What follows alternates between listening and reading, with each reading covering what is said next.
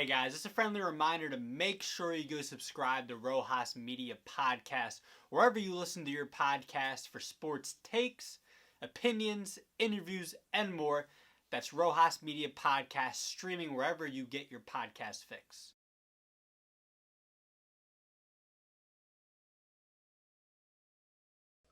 All right, welcome to a special edition NBA Bubble playoff preview, in particular, the Philadelphia 76ers and the Boston Celtics. This is on the Rojas Media channel. I got my buddy here, Raji Kirbaj. First off, brother, how are you doing? Good, man. It's nice to be back It's after great to this be whole back, bro. It's been, situation. Last time we talked was crazy. last time we talked, you had Rudy Gobert as your all-decade center. So hopefully you can redeem yourself this podcast. I think that'll be a vocal point for you, or a focal point, excuse me.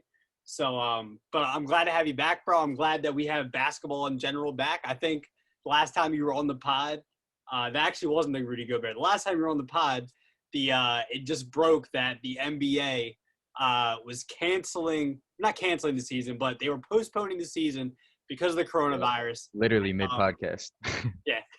And by the grace of God, the NBA was able to figure out, a way to have a season in a bubble. And they've done it along with the NHL as well. The NBA has done a really good job so far. No positive tests. How's the NHL? Have they had any tests? No, I think last thing I saw was about 7,200 tests and no positive tests. So that's awesome. It's a collective. It's the league, it's the players. It's a team effort. So and the best part is that even though we're both Sixers fans, they haven't done great. They're about 3-4 in the bubble. Probably gonna be 3-5 tonight against Houston. But tonight don't really matter. Yeah. But we've gotten great basketball. We've seen incredible games. Oh yeah. I mean, how good has the basketball been? Even them putting in the virtual fans, man. I think them having a small gym, it works. It works for the virtual. It's great to have it back. So I think honestly, I said this before it started that I was just so glad to have basketball back that I wouldn't have really cared, like if the games were good or not. And it's just like such a pleasant surprise that these games are incredible. Like, the Sixers are, a whole different story, but just in general, some really, really good basketball being played, and it's been a lot of fun to watch. Playoffs are going to be ridiculous. And I heard they're actually they're giving every player a ticket for one adult and one child to actually come watch the games. So they'll have a little bit of a crowd for the playoff games. Like I don't know, it'll probably be like 50 to 100 people in the crowd. So it'll be something in an empty gym. It'll sound, loud. Yeah, all socially distanced. And, it's playoff basketball at the end of the day. So it's, different sport, but I was watching the Flyers today and I was sitting there. I was glued to the TV, just how, the excitement of playoff hockey. Like I was like, it didn't matter that there was a crowd there or not there being a crowd. Like it's going to be the same thing with the Sixers. I'm going to be sitting there, get my hopes up. They're going to win these games. I'm going to be sitting there every single second and, just be excited that, we have playoff basketball. We got something, right? How did the Flyers win? Flyers got smoked today, but it's a fluke. Yeah, they lost in game 2, but they're the number 1 seed in the East, and it was a fluky game for them. But getting into the Philadelphia 76ers and Boston Celtics, I think before the bubble started, I think a lot of us, correct me if I'm wrong, but a lot of us expected this to be the matchup. Yeah. Yeah, I'm not. Yeah, this or Miami. Yeah, I think a lot of us were hoping more for Miami with or without Ben Simmons. I think we were all hoping more for Miami. At least I was. I thought, Boston might not be they are a good team, but I don't know, man. I'm just like, Boston's had our number. And I don't know, man. I was kind of hoping for Boston. Why is that? 3-1 with them, 3-1 against them in the season. Miami's had our number this season, definitely. That one heartbreaker game was I think a dagger for us. Like that you could tell that Embiid was real bothered by that and stuff Yeah. like that. Jimmy Butler knows our secrets, bro. He's got Brett Brown wrapped around his fingers. So I think Miami would have been a tough matchup just for the sake of that mental challenge, you know. Yeah, but Uh, talking about a mental challenge, I mean, I know we have Horford now, but I mean, Boston's had our number. I mean, do you really think that they're just gonna? Not this Feel like, season.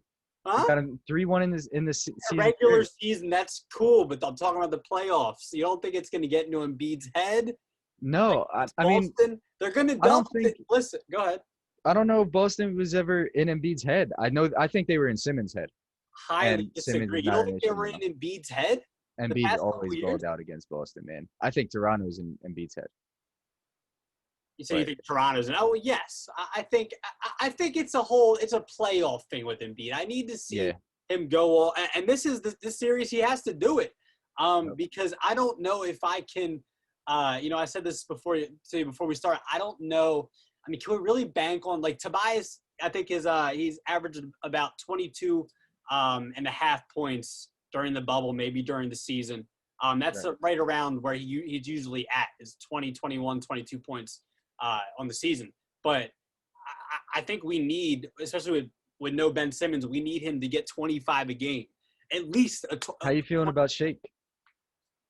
I like Shake. You I think mean, he can hold his own in the playoffs? I don't know. We'll get back to the Embiid thing though, but Yeah. that just popped in my head. Shake, I don't know, man.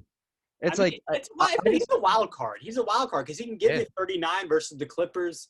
he can give you 0. I think he kind of, you see him getting mad at Embiid and that whole little, what was that, the Yeah, first game, was that against Indiana? Yeah, that was against Indiana. And he, no it's like, points. oh, okay, Shake. Didn't know you were kind of like that. But We've talked about this. You know how I feel about this one. So what about Shake?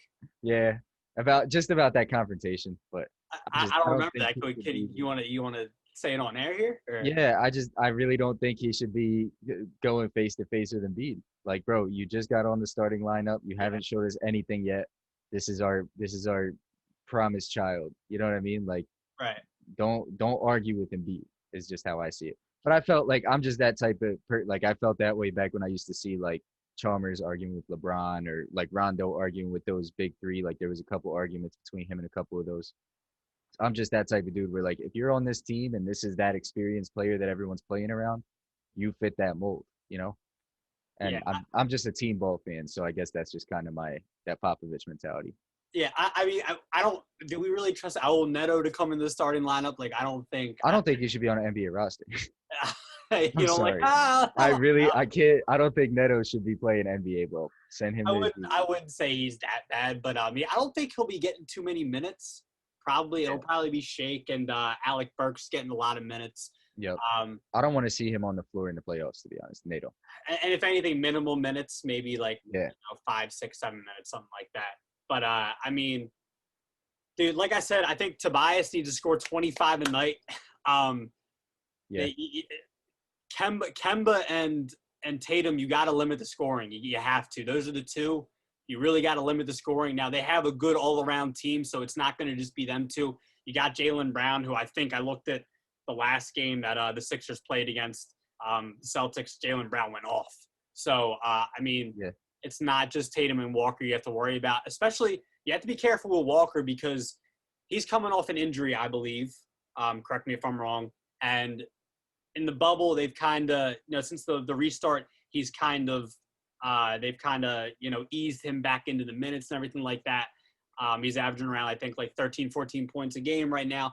But, obviously it's the playoffs now, so he's going to get those big minutes, and he's one of their Yeah. best players. I mean, if you were to ask me, I think the two biggest issues here are going to be Tatum because we don't have Simmons there to guard him. Simmons usually 100%. plays him really really well. His numbers against Tatum are incredible. So just not having him, Tobias is not like known to be a great defender. Right. And like Horford's a good defender down low. Like if we have to sag off of Tatum, but you really can't do that.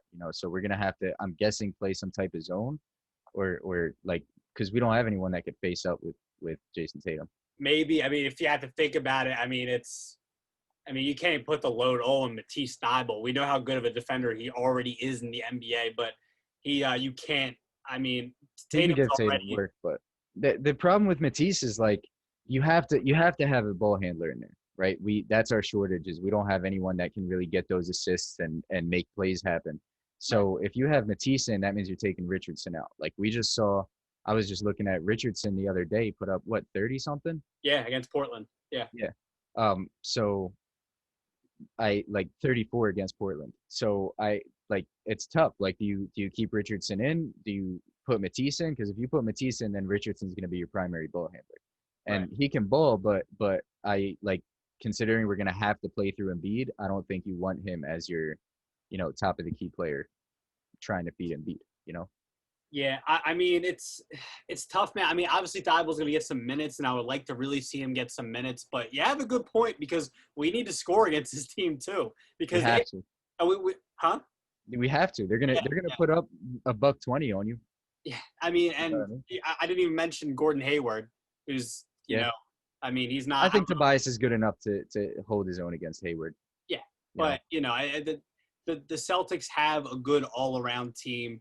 Uh, Great coach. I'm not so. I mean, I want to believe that the Sixers can do it. And obviously, when I'm watching the games, I'm going to be sitting there yelling at the TV, whatever, getting hype if they get a lead, whatever. But I just don't see it happening. I mean, I'm giving it to Boston and probably 6. I'd say Embiid will go off one game. Maybe Tobias will go off one game too. Maybe they'll get one team effort game. I don't know where Embiid goes off, but the team plays well as well. The team plays a good game as well. So I'm saying Boston in 6. I don't know about you. Who you got? So my call is Sixers and 7. We'll just get Okay. that out there. Talk about it. Why I do you have 6 and 7? hold on. So on the condition that Embiid is healthy. Okay. If Yeah, if that's Embiid's the big. playing if Embiid's playing 20 minutes a game, or if Embiid gets hurt again and he's got to miss a game or two, it's over. Got But it. if Embiid somehow stays healthy and can play, I don't know, give me 30. You know what I mean? 28 to 30 minutes a game. I'm cool with that. I think we can beat Boston in 7 then. Boston struggles to guard Embiid like really bad. And when Embiid's been playing in this bubble, he's been balling like crazy. His passing is going up. I honestly think that the X factor in this series will probably be like a plus or minus on, I guess, 3.5 assists by Embiid. You know what I mean? If he can get there and pass out of those double teams and find an open man, I think we just win the games. Period. But if he folds against that double team, it's gonna be hard. I mean, and that's the big thing too is that we know the double teams are going to come. Yeah. We know they're going to happen. Boston's done it in the past. We've seen it in the past in the playoffs. They're going to do it now, and that's up to Tobias Harris, Furkan Korkmaz coming off the bench, Alec Burks. That's up to Glenn Robinson III to knock down shots. Now, I mean, that's not a lot Glenn of. Robinson playing? Yeah, I guess he is, right? Yeah, here's another thing about Embiid as well, right? We can't have. He needs to keep playing like he's played in the bubble. I Yeah. can't because he's kind of. I don't want to say because I hate the term people use on regression. Embiid did not regress. He just Yeah. had a little bit of an off year. It's Yep. not like A little bit of an off year. Not even it wasn't even bad, but Yeah, it wasn't a a little bad bit of year. an It's not like he's averaging 15 points a game and 6 rebounds. He yeah. went back to about 23 a game. A few less boards. It's not. I'll tell you what, if that's regression, I'll take it. If you call what were his stats this year? Let me I'm looking at him right now. So he was averaging 23.2 points per game, 23 and 12. 1.3 blocks, about a steal per game, 3 assists, and total rebounds about 11.7. Yeah, And I don't think he'll be on an all defensive team this year, which no, might I mean, be I'm not that's the only regression that I could see that's like an actual point. You know what I mean? like if Embiid does this for 3 years after this and keeps going down, yes, that's regression. But 1 year is not regression. That's an off year. And I agree. yeah, you know what I mean? So, but my whole thing about this is we can't have Embiid scoring 23 a game. It's got to be 30 a game. He's got to be the most dominant center in the league. But do you doubt that Embiid can do that if he's healthy? If he's healthy And the And way he's been playing, the hunger he's been yeah, showing out there. it's got to be consistent. That's what I got. I haven't seen consistency, uh, in the past when it really matters. I just honestly, I'm really happy with Embiid. Simply, well, I'm pissed off that he's made of glass, obviously, but simply because like he, that was our biggest criticism of him, right? Was that when he gets trapped in a double team, he is basically just out of it, right? Like it's a turnover almost every time. Mhm. And his like awareness of when the double team's coming was horrible. Like you would see him put himself in positions where, a high school team has enough basketball IQ to trap it. So we've seen incredible progress on that end, like very, very good progress. So I'm happy about it. He knows what his flaws are. He's working on them. Besides, I guess his diet or whatever it's leading to him getting hurt so much, I think that he's doing really well, and it seems like he wants it. I feel like the hungriest players on our team right now are Embiid, Harris, and Alec Burks, and I'm cool with that. Alec Burks has been going crazy. You can tell he wants to win, Yeah, and and I hope. Matisse, Yeah, obviously, Matisse is doing great. yeah. I think he'll get some more minutes here. I know you're not the biggest Brett Brown fan. I'm not really. It's really set into for me. I don't want to say I've hopped on the wagon, but he should get You've hopped on the fired. wagon. We know. Yeah, and listen. You have to at this point, man. Yeah, listen. Look, Brett Brown seems like a great guy. I don't think he's a bad coach. It's just not the right fit. It's Yeah. just not the right fit. And you're not going to trade Ben or Embiid because they're too good, they're too talented. You can make it work in the right system with the right coach, the right culture in general. Yeah. So I think Brett Brown is the X factor at this point. And I think that he will go after. I don't think there's any doubt that he'll be gone if they can't get out of the first round. I don't think there's Oh, if they don't, any yeah. doubt. Hmm. 100%. I mean, and I agree with that. if he's Even with the not, Ben Simmons scapegoat, and if if he's they don't not, get out the first round, it's yeah. right. I mean, if he's not going after the series, if they lose, I mean, I don't even know. Am I going to stop watching the Sixers? I don't know. But I mean, I gotta protest somehow. So I don't Yeah. know. So with that, I think he's got to be gone. I think he has to be. Like, honestly, I don't care if we get out of the first round. I think that like the Ben Simmons scapegoat just doesn't work this year.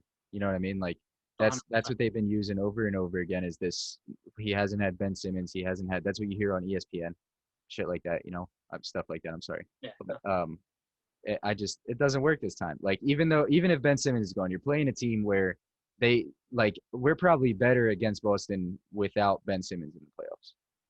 And that's just without keeping Ben, like, do you think we're better yeah, against? he's my favorite player, but I think Brad Stevens just has figured out Ben Simmons.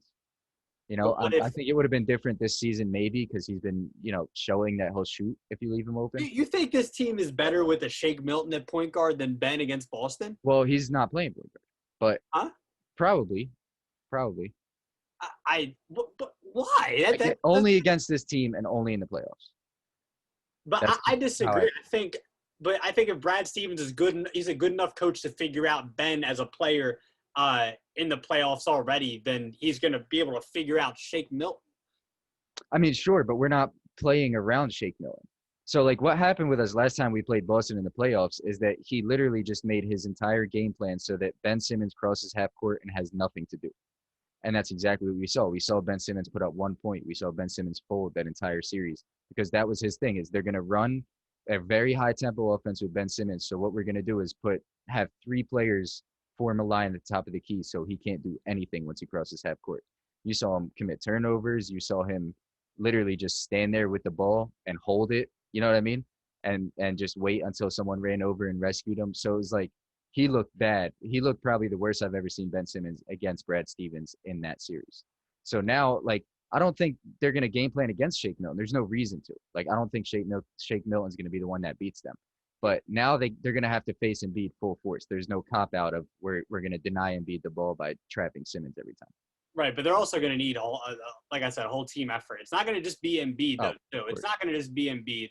So, but it's going to have to be mostly Embiid, I think. Yeah, I mean, yeah, he's going to have to go off. I mean, are we going to expect? Are we going to have to expect like a 0-1 Iverson type of Kind play? of. Kind of, huh? Kind of. Yeah, I mean, Tobias is on the team. He's good. I think Horford will step up. I think Horford has a chip on his shoulder with Boston. So I hope because Horford's a good player in the playoffs, and if he shows up and he plays well, I mean, he's like you said, he's a former Boston Celtic. yeah, Maybe he can do something there and help the Sixers in that way. But I think it comes down to Brett Brown. I mean, he's gonna get outcoached. yeah, He's going to. 100%. We know who the better coach is. Right. Brad Stevens is probably the second best coach in the league after Pop. Mhm. Um, and yeah, I just think it's up to Brett Brown to at least try to hold his own. You know what I mean? Like at least give the players enough where Embiid can rescue us, um, and we'll be okay. But if he refuses to make adjustments, if he starts giving minutes to people who don't deserve minutes, if he starts taking Embiid out when he's hot and doing some of these crazy mistakes that he does, then he's just handicapping us. But I think if this team plays the way we know the Sixers can play, even without Ben Simmons, I think we can beat Boston, probably in 7. And don't let guys who are no names, T.J. Warren, get hot and then get Well, hot for hold the on. entire TJ's bubble. been doing his thing though. He has, but TJ's been doing T.J. his Warren thing.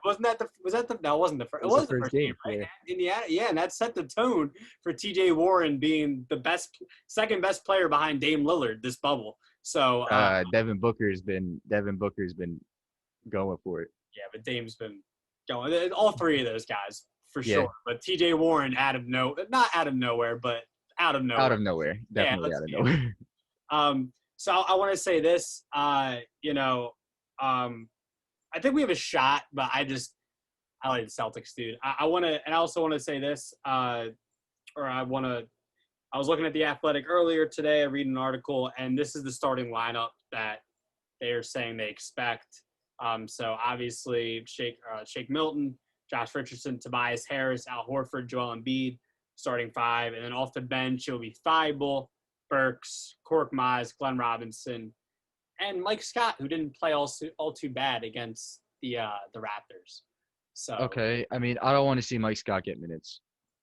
I mean, the thing is like when you take Embiid out, what are you gonna do? I mean, you have Horford there too, but Horford's also starting as well. So I mean, Mike Scott he's a stretch. You're gonna have to stagger them in some type of way. I really like I know. Tobias can play, man. Tobias can play a lot of minutes. Yeah, Tobias can play the 4. He can, yeah, you can put him in at the 4, put Horford in at the 5, and play some type of smaller ball. You know what I mean? But we cannot afford to give Mike Scott minutes in the playoffs against Boston. I'm sorry. I know. I mean, listen, he did have a decent game against Toronto. I'm just saying. Sure, Yeah. but how often does that happen? You know what I mean? He Especially has his moments. I mean, who else are you gonna put over Mike Scott for that last spot? yeah, that's true. You know what I mean? So I mean, That's he true. has. Do they have O'Quinn on there? I don't know if I heard you. Kyle Quinn's not on there. Okay, thank God. I mean, they could still be on the roster. They might get a couple minutes here and there, but that's the expected rotation. You know how it is in the playoffs. Yeah. It's a smaller, more condensed, lineup. So Right. that's who's expected to get the minutes. If it be that Neto, O'Quinn, etc. get minutes, it'll be at the end of a game or something with a couple minutes left when it's a blowout or something like that. So. I'm taking the Sixers, you're taking the Sixers in 7, and I'm taking the Celtics in 6. Yep. And I'll see you after this matchup for the next round. Yeah, hopefully let's say this just to be optimistic. We'll be back to do a preview for the conference semifinals and the Sixers face whoever. Even though I'm saying the Celtics are going to win, I'm hoping you're right. So who do we play if I think it's the Toronto series.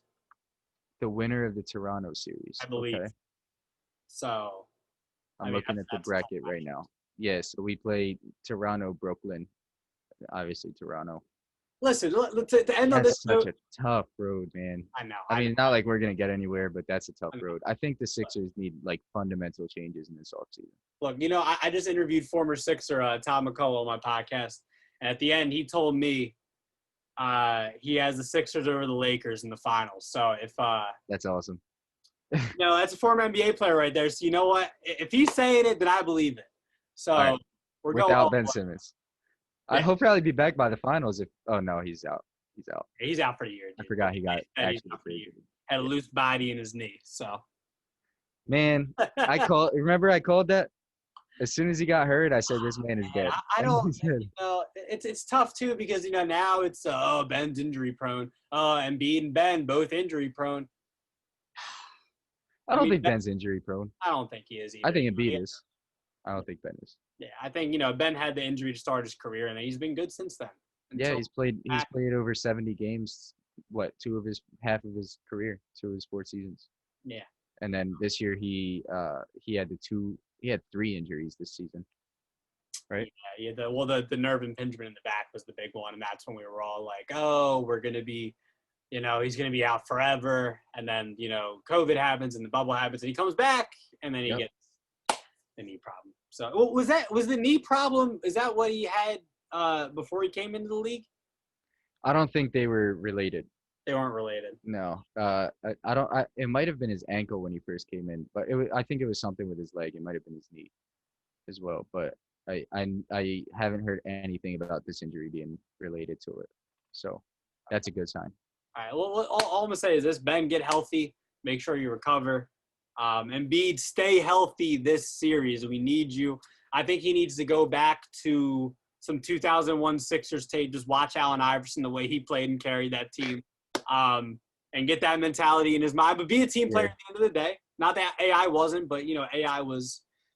He. Well, like I said, I think the X factor would be Embiid over under 3 assists. I think if he's passing out of those, because his assists mostly come on double teams, as they should. So if he's passing out of 4 or more of those double teams every game, then we win the game. But if he's getting trapped and he can't make those passes, I think that's enough lost possessions where Brad Stevens will punish you for him. And also, I don't want a lot of 3-point shots. I want a couple a game.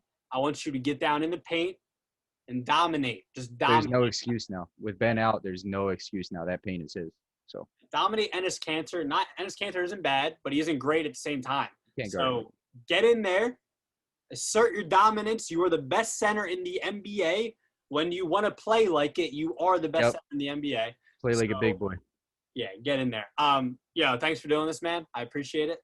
Anytime, brother. Thanks for having me on. And we'll I'll talk to you. I'll talk to you anyway, but hopefully let's do something fun soon, as soon as we can. And by the way, I'll be winning that NBA pool. You got to win 3 games today. I got to win 3. Am I in second place? Yeah, you were 3 games behind today. All right. Well, I'll look. I had a good start. I just you can't be first place every day, man. Come on. You're in for the playoff one, right? I'm locking in for the playoffs. So right. Until next time, that was our Sixers Celtics preview, and make sure you subscribe to Rojas Media on YouTube.